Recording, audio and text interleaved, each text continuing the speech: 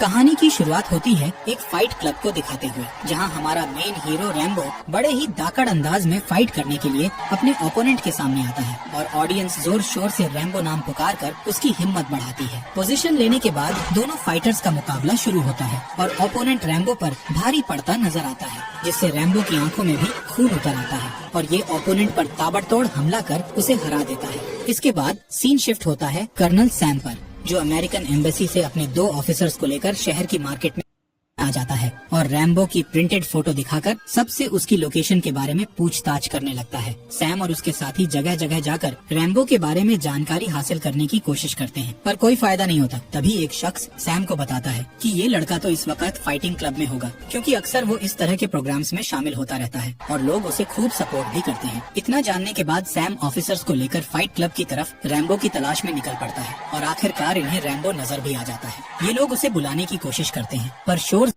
ज्यादा होने की वजह से रैम्बो इनकी आवाज सुने बिना बोट में मंक्स के साथ बैठकर यहाँ से निकल जाता है। पर सैम जानता था कि रैम्बो अब कहाँ जाएगा, इसलिए ये उसका पीछा करने लगता है और जब रैम्बो के ठिकाने पर पहुँचता है तो रैम्बो मोनास्ट्री की एक बिल्डिंग को बनाने के काम में बिजी होता है। सैम रैम्बो को अपने पास बुलाकर उससे पूछता है कि आखिर तुम इस मोनास्ट्री में क्या कर रहे हो। इस पर रैम्बो बताता है, मंक्स ने मुझे मोनास्ट्री में रहने की परमिशन दी है और इसके बदले मैं उनके साथ काम में हाथ बंटवाता हूँ। के बाद रैम्बो को एक बच्चे की फोटो दिखाई जाती है जिसके मुंह पर ऑक्सीजन मास्क लगा हुआ था। रॉबर्ट बताता है कि अफगानिस्तान में युद्ध शुरू हो गया है, मासूम जाने जा रही हैं और इस स्थिति को नियंत्रण करने का जिम्मा कर्नल सैम को सौंपा गया है। सैम चाहता था कि रैम्बो उसके साथ इस मिशन पर जाए, पर रैम्बो ये कहकर मना कर देता है कि मेरी वॉर खत्म हो गई है। रॉबर्ट और सैम उसे समझाने की कोशिश करते हैं, पर रैम्बो वहाँ से चला जाता है। लेकिन सैम रैम्बो को मनाने के लिए उसके पास आकर कहता है, तुम शायद भूल रहे हो कि तुम एक जांबाज सोल्जर हो जिसने युद्ध मैदान में कई दुश्मनों को गिराया है। अब जब तुम्हारी जरूरत है तो तुम बुजदिलों की तरह पीछे नहीं हट सकते। लेकिन रैम्बो अपनी बात पर अड़ा रहता है और सैम भी इसे बिना कुछ कहे यहाँ से चला जाता है। दूसरी तरफ अफगानिस्तान में कर्नल सैम का पहले दिन ही मिशन फेल हो जाता है और कई सारे सोवियत जेट्स इनकी टीम पर हमला कर इन्हें मौत की भेंट सुना देते हैं और जो सोल्जर्स जिंदा बचते हैं उन्हें हॉस्टेज बना जाता है। इनमें कर्नल सैम भी शामिल होता है। अब अमेरिका का मिशन पूरी तरह से फेल हो गया था, इसलिए रॉबर्ट फिर से रैम्बो के पास आता है, जो पहले से ही पूरी सिचुएशन के बारे में जान चुका था। रैम्बो ये जानने के बाद भी पीछे नहीं हटता, क्योंकि ये पहले भी कई ऐसे ऑपरेशंस का हिस्सा रह चुका है। अपना बैग पैक करने के बाद रैम्बो अफगानिस्तान के सफर के लिए निकल पड़ता है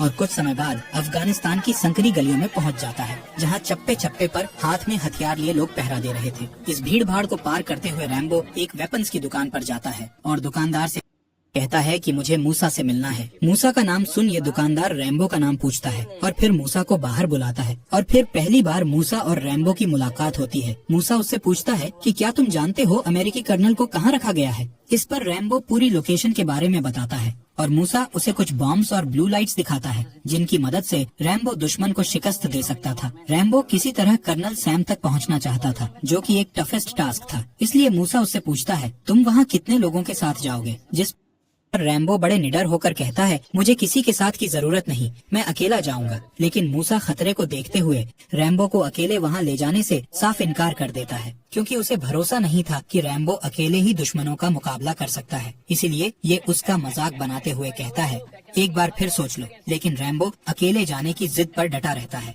और बॉम्ब वगैरह लेकर यहाँ से निकल जाता है। इन दोनों की सारी बातें दुकानदार भी चुपके से सुन लेता है। दूसरी तरफ हमें कर्नल सैम को दिखाया जाता है, जिन्हें बंधक बनाकर ऑपोजिट मिशन के कर्नल जैसन के पास ले जाकर उनके सामने बैठा दिया जाता है। जैसन को इस बात का गर्व होता है कि अफगानिस्तान ने अमेरिकी कर्नल को बंधक बना लिया है। इस खुशी को वो एक जश्न की तरह मनाता है और सैम से कहता है कि तुम्हारा मकसद अमेरिकन सोल्जर्स को मिसाइल्स भेजकर सोवियत जेट्स को तबाह बर्बाद करना है ना, लेकिन मैं ऐसा नहीं होने दूंगा। जैसन सैम से मिसाइल की लोकेशन पूछता है, पर सैम इसे बताता है कि मेरे पास कोई मिसाइल नहीं है। इसके बाद हम रैम्बो और मूसा को देखते हैं। मूसा रैम्बो को अफगान बॉर्डर के पास ले आता है और उसे बीते समय की बातें बताते हुए कहता है कि इस जगह पर कई एम्पायर्स ने अपना कब्जा जमाने की कोशिश की थी, पर कोई भी कामयाब नहीं हो पाया और अब सोवियत संघ को भी यहाँ टिकने नहीं दिया जाएगा। रैम्बो और मूसा बातें करते हुए अपनी मंजिल तक पहुँचने लगते हैं। इधर जैसन अब भी सैम से मिसाइल की लोकेशन जानने की कोशिश में लगा रहता है, क्योंकि उसे जानकारी मिली थी कि इस इलाके में अमेरिकी मिसाइल तैनात की गई है, पर कहाँ। यही जानने के लिए जैसन सैम को फिजिकली काफी टॉर्चर करता है और उससे कहता है कि अगर मिसाइल के ठिकाने के बारे में बता दिया तो तुम्हें छोड़ दिया जाएगा। पर सैम लगातार यही कहता रहता है कि मुझे किसी मिसाइल की जानकारी नहीं है। इतने में वही दुकानदार जेसेन के पास आता है जिसने रैम्बो और मूसा की छुपकर बातें सुनी थी। ये दूसरी भाषा में जेसेन को बताता है कि रैम्बो नाम का एक अमेरिकी सैम को बचाने के लिए यहाँ आया है और वो गाँव वालों की मदद भी ले रहा है। इधर हम सैम को मूसा के साथ आगे ऊंचे नीचे पहाड़ों को पार करते हुए देखते हैं और मूसा रैम्बो को एक रिबेल गांव में ले जाता है और यहाँ के लोगों के साथ तरकीब बनाने लगता है कि सोवियत फोर्ट में कैसे एंटर करके सैम को बचाया जा सकता है। रैम्बो लोकेशन बताते हुए कहता है कि मुझे सिर्फ 4 लोगों की जरूरत है। हालांकि गांव वाले भी वहाँ जाने से डर रहे थे, इसलिए रैम्बो अकेले ही जाने का फैसला करता है। लेकिन रैम्बो को अकेला भेजना भी सही नहीं था, इसलिए गाँव वाले इससे सोच विचार करने के लिए थोड़ा टाइम मांगते हैं। इसके बाद रैम्बो इन लोगों के साथ एक लोकल गेम खेलने लगता है और इसके शानदार खेल को देख सब लोग इससे काफी खुश होते हैं। पर कुछ ही मिनट में ये खुशी दुख में बदल जाती है क्योंकि जेसेन इन पर एयरक्राफ्ट से फायरिंग कर देता है और बम धमाकों की वजह से कई लोग मारे जाते हैं। ये देख रैम्बो किसी तरह बचता बचाता फायरिंग गन के पास जाकर जेसेन पर फायरिंग कर छुप जाता है। जेसेन हर तरफ रैम्बो को ढूंढने की कोशिश करता है पर उसे रैम्बो कहीं नजर नहीं आता, इसलिए ये यहाँ से रवाना हो जाता है। सब कुछ तबाह बर्बाद देख अब रैम्बो अकेले ही जाने का फैसला करता है। पर तभी हमीद नाम का बच्चा आकर रैम्बो से कहता है कि मेरी फैमिली मारी गई है, तुम मुझे भी अपने साथ ले चलो, मैं दुश्मनों से बदला लूंगा। लेकिन रैम्बो इसे साथ ले जाने से मना कर देता है और जब मूसा के साथ तारों को पार कर रहा होता है तो हमीद भी इन्हें फॉलो करते हुए यहाँ आ जाता है और रैम्बो के लाख मना करने के बाद भी इन्हीं के साथ आगे बढ़ता रहता है और रैम्बो को बताता है कि ये इलाका मुझसे बेहतर कोई नहीं जानता है। ये सुन रैम्बो भी हमीद को अपने साथ ही रख लेता है और जाली के दरवाजे को काटते हुए सुरक्षित आगे बढ़ता है। जबकि अंदर जेसेन के जेलर कैदियों को काफी ज्यादा टॉर्चर कर रहे होते हैं। उन्हें इलेक्ट्रिक चेयर से बांधकर करंट दिए जाते हैं, लेकिन जेसेन को ये नहीं पता होता कि अब उसकी मौत करीब आ रही है। बाहर रैम्बो टाइम बम सेट कर देता है, लेकिन तभी टॉवर पर पहरेदारी दे रहे गार्ड को नीचे कुछ गड़बड़ महसूस होती है, इसलिए वो फ्लेयर गन रैम्बो की तरफ फेंकता है जिससे बहुत ज्यादा रोशनी हो जाती है जिसमें रैम्बो और मूसा साफ साफ नजर आने लगते हैं। लेकिन इससे पहले कि ये गार्ड की नजरों में आते दोनों किसी तरह खुद को एक सुरक्षित जगह पर छुपा लेते हैं। पर फ्लेयर गन की वजह से कुछ सैनिक यहाँ आकर छानबीन करने लगते हैं और सर्च डॉग्स के साथ पेट्रोलिंग पर निकल पड़ते हैं। इसी बीच रैम्बो एक आर्मर्ड व्हीकल के साथ नीचे लटकते हुए जेल के अंदर जाने लगता है ताकि ये किसी की नजरों में न आ सके। इस तरह बड़ी चालाकी से रैम्बो बिल्डिंग में एंटर करता है और हमीद भी इसके पीछे पीछे बिल्डिंग में घुस जाता है, जबकि मूसा बम ब्लास्ट करने के लिए बाहर ही रुकता है। अब रैम्बो सैम को ढूंढने के लिए जैसे ही आगे बढ़ता है एक सैनिक इसे देख लेता है जिसे मारकर रैम्बो हमेशा के लिए चुप करा देता है।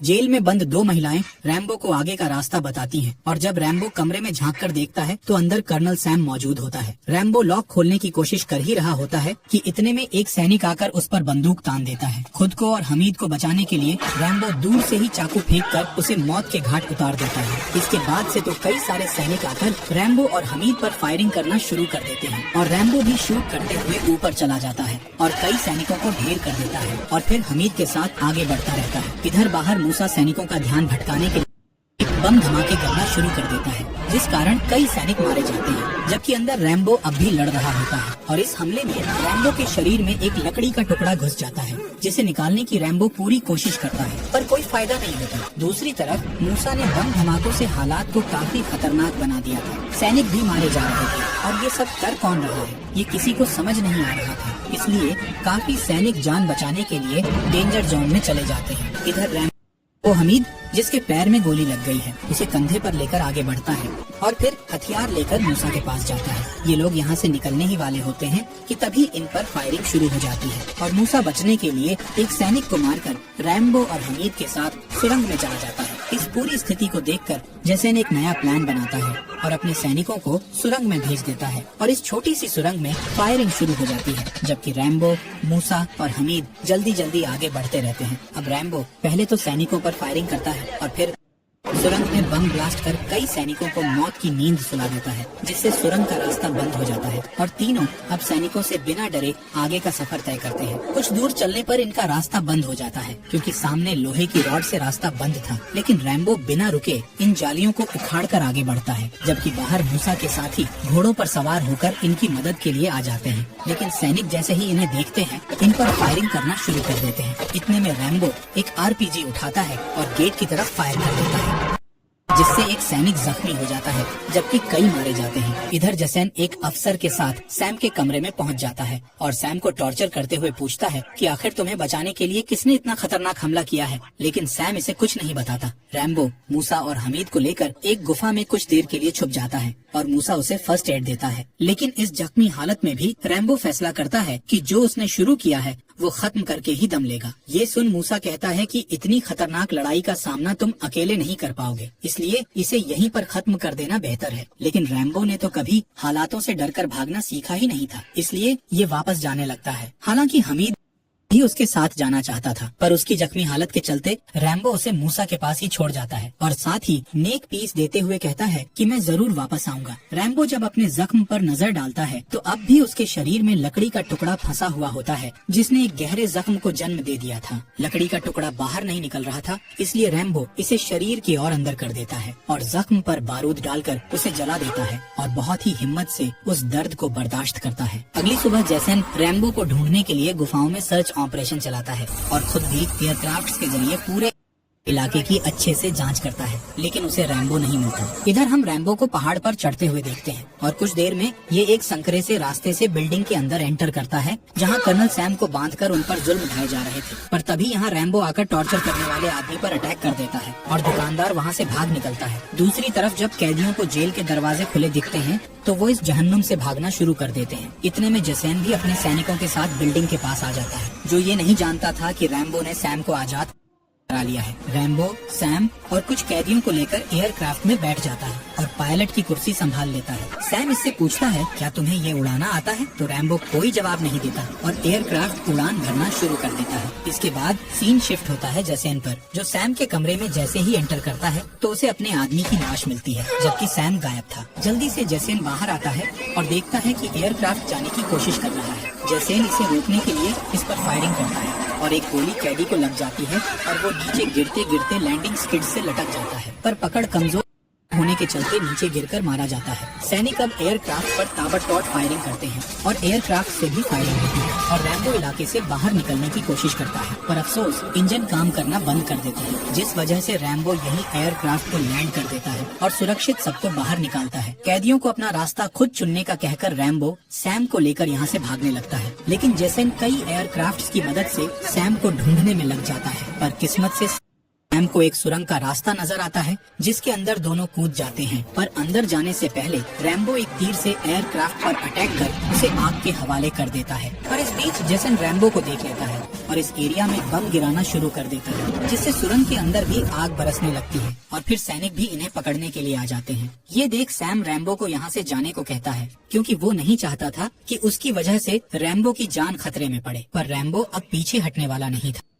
ये तीर से वार कर एक सैनिक को मार देता है और उस सैनिक का रेडियो लेकर जैसन को धमकाते हुए इस पूरे हमले को रोकने की सलाह देता है, पर जैसन नहीं मानता और सुरंग में रैम्बो एक एक कर कई सैनिकों को मार गिराता है और फिर दोनों बाहर निकलने लगते हैं। सैम तो बाहर आ जाता है, पर रैम्बो पर एक सैनिक हमला कर देता है और फिर दोनों के बीच काफी खतरनाक फाइट होती है। रैम्बो उसके गले में रस्सी डालकर उसे मारने की कोशिश करता है, पर उसका प्लान नाकामयाब हो जाता है और फिर ये सैनिक रैम्बो के जख्म पर हमला करना शुरू कर देता है, जिससे रैम्बो दर्द में तड़पने लगता है और किसी तरह इस सैनिक को भी मौत के हवाले कर देता है। अब सैम और रैम्बो कुछ दूर आगे बढ़ते ही हैं कि तभी इनके सामने टैंक्स पर सवार एक बड़ी सेना आ जाती है और जैसन इन्हें सरेंडर करने को कहता है, लेकिन जैसन की बात को न मानते हुए ये लोग फायरिंग करने लगते हैं और सैनिकों के हमलों से बचने के लिए एक गड्ढे में छुप जाते हैं। इतने में गांव वाले भी इनकी मदद के लिए यहाँ आ जाते हैं, जिन पर सैनिक फायरिंग करने लगते हैं। रैम्बो एक टैंक पर हमला कर उसे अपने कब्जे में ले लेता है और जैसन पर फायरिंग करना शुरू कर देता है। जैसन के सैनिक भी